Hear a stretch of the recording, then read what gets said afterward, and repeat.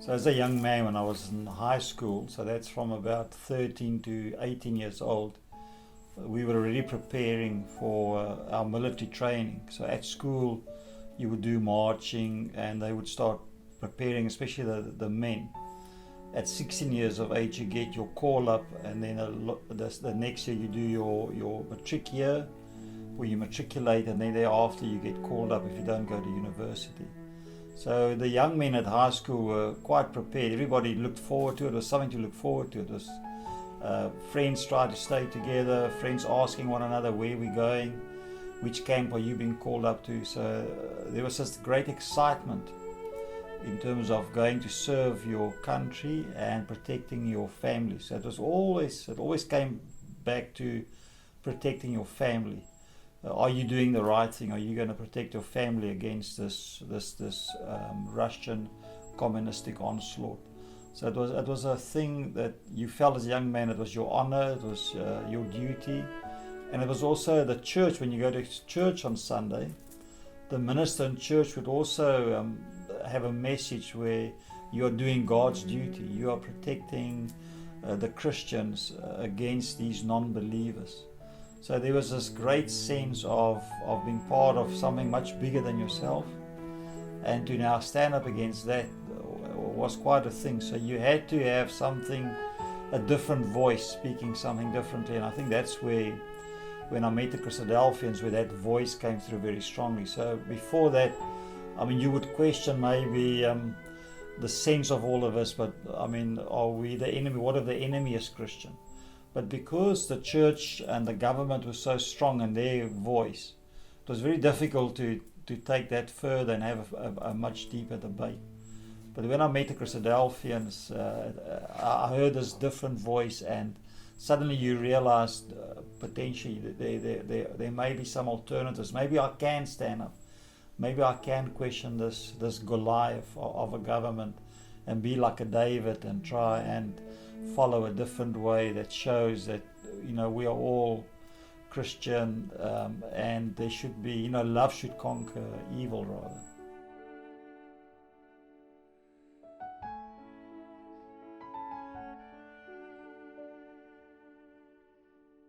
Yeah, so in South Africa there was obviously, I mean, there was relative peace, but there was a lot of unrest in the townships. Some of that unrest spilled over into the cities, where we would have a car bomb exploding.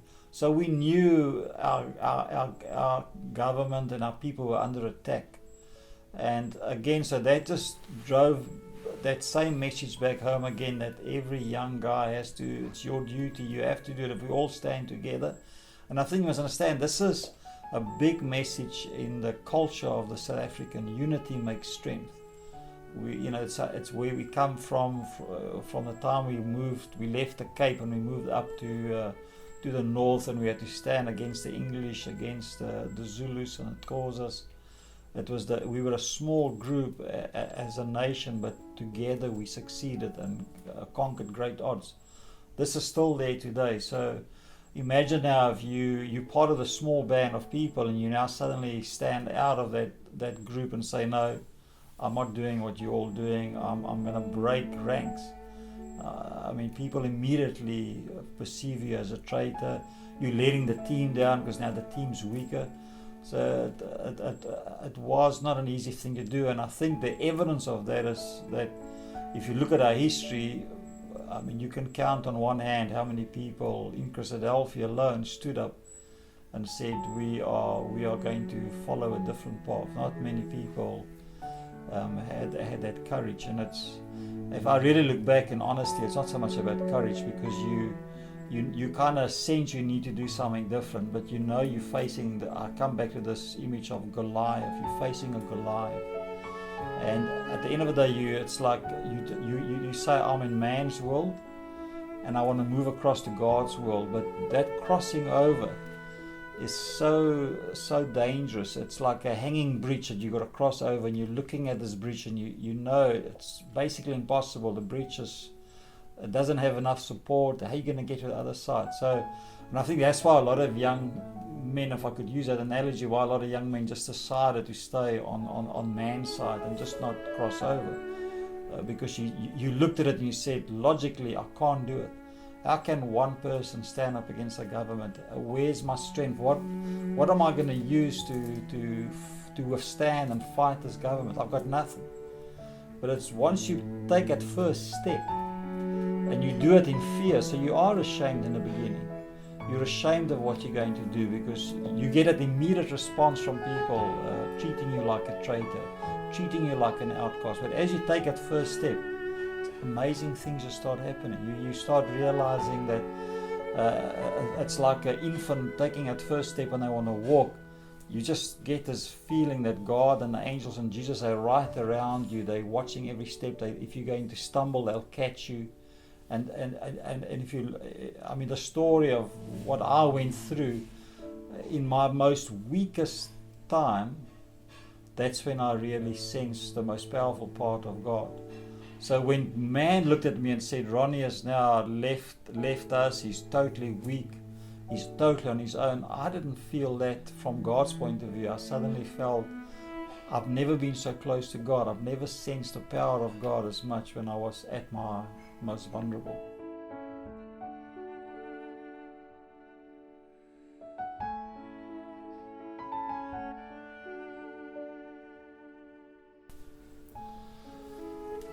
I'd studied for about 10 months, and then it was again there was a lot of, you're a young man and there's not a lot of room to make all these decisions. You don't have the luxury if you if you're on the other side to study and to make decisions. So everything happens very quickly.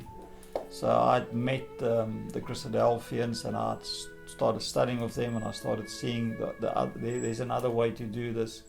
And I had to make decisions very quickly because you get called up when you're 18 years old, and the government, in a sense, because it was national conscription and they had limited numbers, they had to make sure that they made those numbers every year, that they get these young men to in fact do service. So they would, in a sense, hunt you down. So I knew I had very little time to make a decision. So it's just, everything, if you're looking back, you think, how did you do it? But it's like, again, God working, and I think you get the message, but it's that courage. It's to get that courage to do it, because you hear stories. And you must remember, with me, I had another brother that had gone before me, Everett Poole, and by the time when it was my time to go, he was released.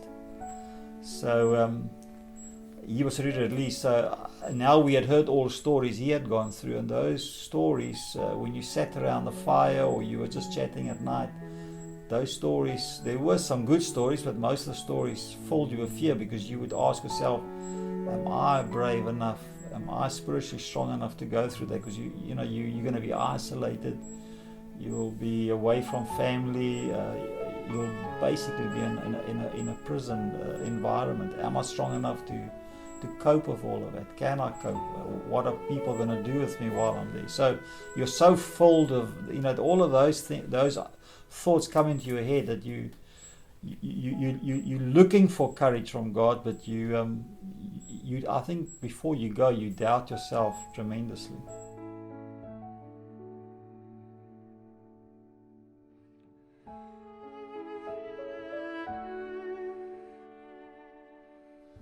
They always say it's making that decision. Once you make a decision, no matter what it involves in life, once you make the decision, things change.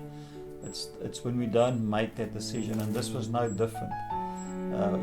While you're pondering, what am I going to do? There's lots of uncertainty, lots of fear, lots of doubt in your God. But once you come to a point where you make that decision, and unfortunately for me, that process to make my decision, I was a bit like Jonah. I ran away. I doubted myself so much that if I look back, I ran away from this decision. But like Jonah, I could never run away from God. You can never run away from this. So I got to a point where I had to make the decision. And once I made it, it was just incredible how God just started walking with me. And these aren't great stories. These are simple stories. It's a story, to give an example, when I was, the day I was admitted into detention or prison, as you get to that waiting room, they ask you to get undressed, and you're only in your underods. So you take off all your clothes, and all your belongings get separated from you. You stand there basically naked in front of these military officials. And so now you're at your weakest. I mean, if you get undressed and you stand in front of people, you really feel exposed and weak. And at that stage, I was now doubting, was this the right decision? What's going to happen? This is day one, and here I'm standing totally starkest in front of these military people. And there on the side was my Bible in a Bible case. And one military official saw the Bible. Now that's an arbitrary object. And he said, but that Bible looks like Everett Poole's Bible. Are you not by chance a brother of Everett Poole? Now who would have thought in that weak moment something like that would have happened, that this hardened military official would suddenly remember Everett Poole's name, a former Christadelphian, and by me associating myself with him, everything changed. So that's how God works. So that was my first lesson when I went to prison, is that God is everywhere. God's in the minds of your very enemy. And it's just simple things that changes everything around. And so from that day I realized God will look after me, and that's how you then become courageous. You develop a sense where you're not ashamed. And you're not ashamed because you know, well, God's with you.